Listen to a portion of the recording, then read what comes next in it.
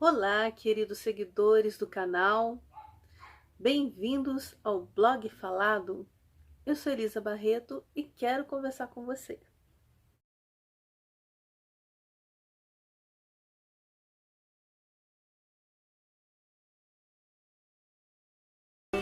Narizinho, narizinho, sonha, sonha com amigos, uma fada brasileira de agrados e castigos. Gostaram das Maria Chiquinhas?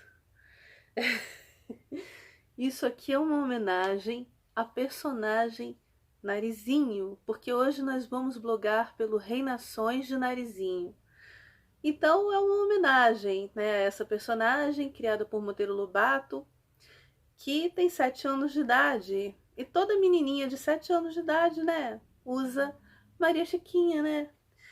E a maioria das atrizes que interpretaram o personagem Narizinho usaram esse penteado, né? Então fica aqui a minha homenagem a Narizinho, por isso eu tô caracterizada meio que como Narizinho, né? Apesar de eu ser bem velhinha pra ser a Narizinho, mas ela mora no meu coração e essa é a minha homenagem. Eu nem penteei muito, que foi pra ficar mais assim, mais natural. Na verdade, eu não penteei nem um pouquinho, né? Eu só fiz a Maria Chiquinha, mas assim, mais natural mesmo. Bom, hoje nós vamos estrear o Reinações de Narizinho e eu gostaria de começar de uma forma muito especial, porque agora, dia 7 de março, segunda-feira, foram comemorados os 45 anos da estreia da versão do Sítio do Pica-Pau Amarelo da Rede Globo, de 1977, a primeira versão da Rede Globo, do Geraldo Cazé. Então, eu quero prestar minha homenagem falando a respeito de Monteiro Lobato, que foi o criador do Sítio do Pica-Pau Amarelo. Né? Houve diversas adaptações para a TV, para o teatro, para o cinema, mas o criador da obra foi ele. E eu percebo que muita gente vive criticando, comentando que ele era racista, julgando, querendo modificar a obra, suavizar a obra, colocar palavras mais suaves para modificar a obra dele, para não ficar tão pesada, para ficar mais condizente com a realidade atual, com a consciência que a gente já tem atualmente. Na época as pessoas não tinham, né? Então, para não parecer preconceituoso, então andaram modificando a obra de Monteiro Lobato. O que eu penso disso? Eu não concordo. E eu vou citar aqui um texto que consta no meu livro de Bases da Cultura Ocidental, aqui, que foi do meu primeiro período do curso de letras que eu estou fazendo pela UF, Universidade Federal Fluminense. Então, eu peguei esse livro aqui porque eu me lembrei desse texto, que eu lembro que quando eu cursei, né, o primeiro período, quando eu li esse texto, eu falei, gente, isso tem tudo a ver com o que fazem com Monteiro Lobato. O perigo do anacronismo. Eu vou ler um trechinho.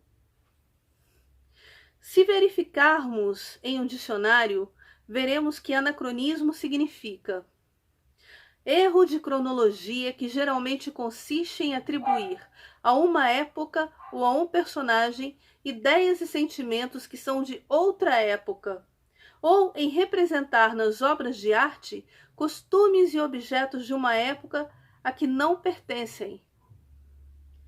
Insistamos bem na parte atribuir a uma época ou a um personagem ideias e sentimentos que são de outra época.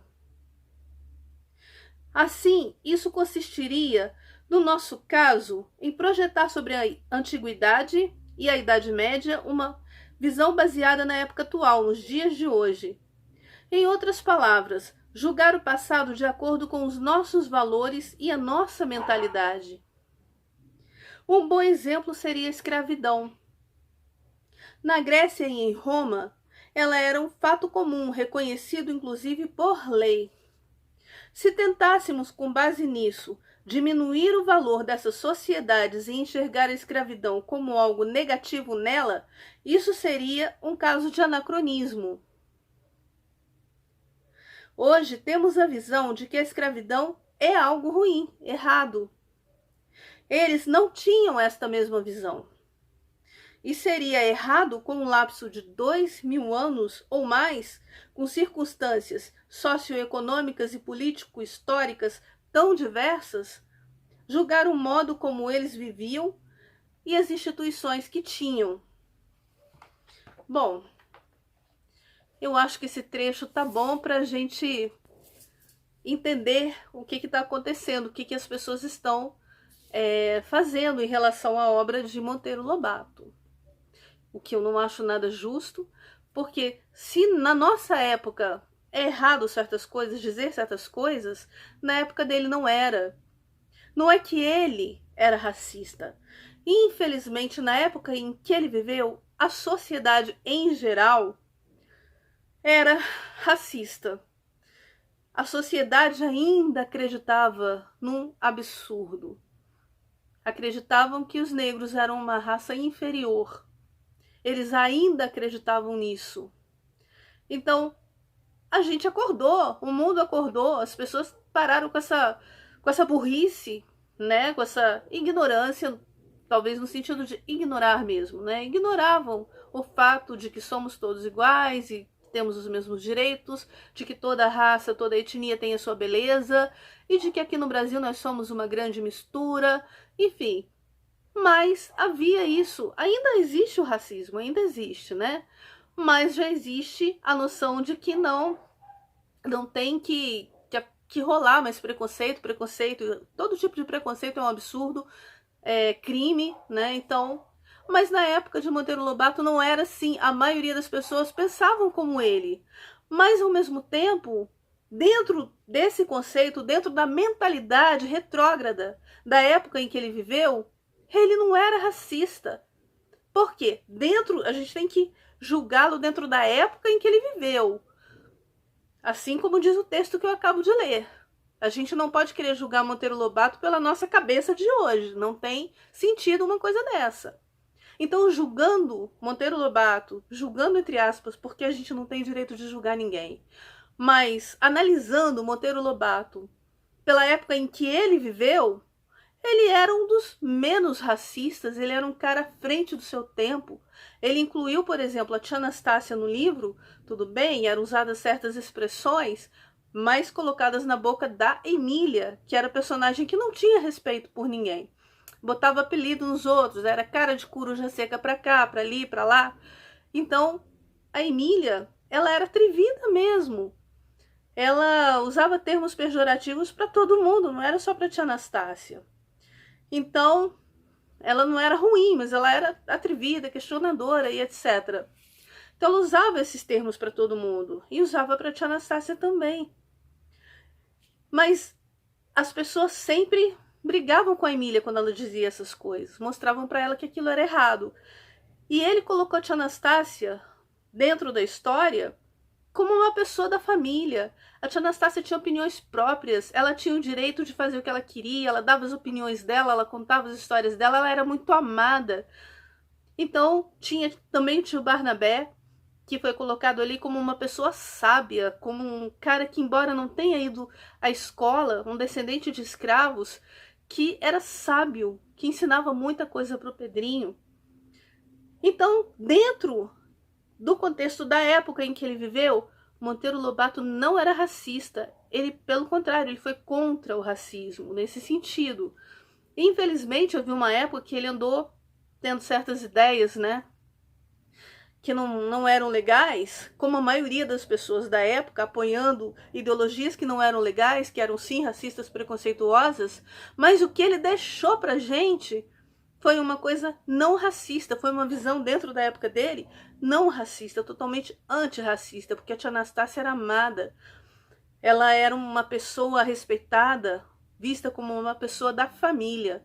mesmo sendo empregada, né, porque ela era uma cozinheira, mas ela era uma pessoa considerada da família, ela tinha tanta importância na história, nos livros de Lobato, quanto a Dona Benta, quanto a Narizinho, Pedrinho, Emílio, Visconde, como os principais, ela era do elenco principal, né, Tia Anastácia faz parte do elenco principal do Sítio do Pica-Pau Amarelo. Então acho que a gente precisa rever os nossos conceitos, parar de julgar menos, né, e deixar a obra do Monteiro Lobato como ela é, como ela está, como ele escreveu, para as crianças de hoje em dia conhecerem o contexto da época em que ele viveu, como é que era, explicando, olha, hoje em dia a gente não pensa mais assim, a gente já sabe que isso é errado, né? Ninguém apoia isso, ninguém apoia as palavras da Emília, que é uma personagem amada, mas que tinha coisas erradas com ela dizia coisas que não eram legais, embora ela também tivesse muitas coisas que eram legais, mas dizer para as crianças, aquelas pessoas viviam numa outra época. Hoje em dia não é mais assim, mas naquela época era assim, que se usava falar, que se pensava, que se comentavam as coisas. Então, dentro disso, a tia Anastácia era uma personagem muito querida, muito respeitada. E os livros de Monteiro Lobato são antirracismo, se a gente considerar dessa forma, for pensar no contexto da época em que ele viveu, e não julgando de uma maneira anacrônica a época dele, usando as nossas medidas de hoje, a nossa mentalidade de hoje. Nós evoluímos. Felizmente, temos muito ainda para evoluir. Mas Monteiro Lobato, com certeza, era um homem à frente do seu tempo e trouxe para a gente lindas mensagens. E vamos valorizar as coisas boas que ele trouxe. Teve coisas que não são legais, teve sim, mas tem outras muito legais. Ele ensina muita coisa da vida para as crianças, muita coisa a respeito da ecologia. Tudo bem que, infelizmente, eles caçam a onça, isso não é uma coisa legal. Tanto é que na versão para TV eles retiraram isso. Na versão que eu assisti dos anos 80, em Caçadas de Pedrinho, a onça ela é capturada para ser devolvida ao zoológico, mas ela não é morta. Legal, né? Quer dizer que já colocaram ali o lado ecológico. O tio Barnabé também diz, todo animal merece viver. Então, já é bacana. A versão de 77 a 86 já traz uma mensagem legal sobre a ecologia. Infelizmente, Lobato, na época dele, não tinha essa visão. Mas tem outras coisas que ele diz. Ele fala sobre a liberdade dos passarinhos, ele fala sobre a inteligência que já vem incutida nos animais, sobre a vida. Ele fala tanta coisa bonita, ensina tanta coisa para as crianças, coisas legais, tanta coisa útil, válida e que continua atual. Então vamos valorizar essas coisas legais. Leiam Monteiro Lobato. Ensinem as crianças a ler Monteiro Lobato, livro físico de preferência, nada de ficar com tanta tecnologia o tempo todo. Já basta os joguinhos que elas jogam no celular, no computador, né, os videogames e tal. Livro, para elas aprenderem a folhear, ler Monteiro Lobato, valorizar a obra de Monteiro Lobato, sabendo que ele estava falando dentro do contexto da época dele, ensinar para elas, olha, isso mudou, não pensamos mais assim, mas na época dele era assim, e isso não era feio na época dele, porque dentro da época dele ele fez o seu melhor e foi justamente antirracismo, ensinou muita coisa boa e trouxe muita mensagem legal, útil para as crianças, inclusive as crianças de hoje em dia. Então é isso que eu gostaria de trazer antes de começar a falar diretamente sobre a Narizinho, ou sobre as versões televisivas ou cinematográficas do Sítio, e várias questões que eu vou colocar a respeito do Sítio. Eu gostaria de falar sobre Monteiro Lobato, sobre essa questão que eu acho muito injusto ficarem modificando a obra dele, tentando fingir que as coisas sempre foram do jeito que são hoje. Não foram, as crianças precisam saber como era antigamente. Então vamos parar, por favor, vamos respeitar a obra de Monteiro Lobato, vamos manter as palavras que ele usava, para as crianças de hoje não ficarem burrinhas e bitoladinhas, achando que as coisas sempre foram do jeitinho que são hoje. Para elas conhecerem o passado, para elas conhecerem a história, as expressões que eram usadas na época e o modo de pensar das pessoas da época, como é que era a visão da época. Então eu acho isso muito importante. Bom, é isso. Deixando essa mensagem aqui em homenagem aos 45 anos da estreia do Sítio do Pica-Pau Amarelo na Rede Globo. Eu convido vocês a deixar o like, a se inscrever aqui no canal quem ainda não se inscreveu. Quem gosta de Sítio do Pica-Pau Amarelo, vai ter sempre coisa legal aqui do sítio no canal. A gente vai sempre estar blogando aqui por Reinações de Narizinho. Então, é isso. Obrigada por assistir e até o próximo. Sábado a gente vem com outro assunto aí. Beijo e até mais.